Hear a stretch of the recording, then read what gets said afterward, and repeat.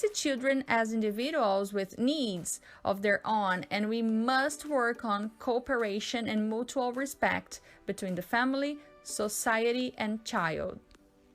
Describe your weakness and your strength. I have a very strong attention to detail. Sometimes, this attention to detail can turn into perfectionist tendencies. In the past, I found this leading me to triple check on things I did. I've since learned successfully to balance my time with tasks required. I have an extremely strong work ethic. When I'm working on a project, I don't want just to meet deadlines. Rather, I prefer to complete the project well ahead of schedule.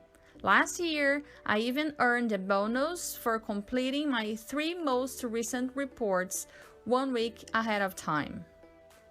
What type of rules do you think you will have living with your host family?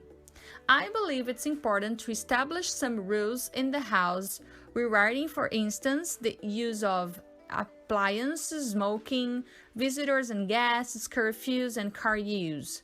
Make house rules and regulations known from the start, eliminates any confusion, and sets expectations for everyone involved. Describe your ideal host family. How do you see yourself fitting into their lifestyle? I want to find a family who acts like a family. They eat together, they eat dinner together around a table, they engage in conversation. They may not always agree, but they do listen to one another. As I'm a very flexible and understanding person, I do know how to respect their rules and collaborate to live in peace. How would you handle a disagreement with your host family? I'm aware that it's possible to have some conflicts during my stay.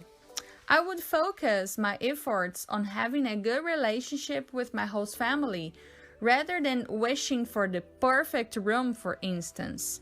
I'm always positive and open-minded. After all, studying abroad is all about learning how to adjust to new situations and environments. Most au pairs feel homesick at some point during their program. What will you do to help yourself feel at home while you are in the United States? I will act like a tourist, exploring the most popular sites and attractions to get to know the city right in the beginning, to essentially get to know the country's culture and history right away. Then, once I have a good feel for the place, begin to find my people, my niches, the places I feel most comfortable, a restaurant that has food I'm obsessed with, a great park for jogging, or whatever is most important for me day-to-day life. If your neighbor's house was getting on fire, what would you do? First, I would call the emergency number 911. Second, I wouldn't put myself and the kids in danger. Legally, it's best to help from outside. I definitely would try to help, but I have to think about my kids and my own well-being.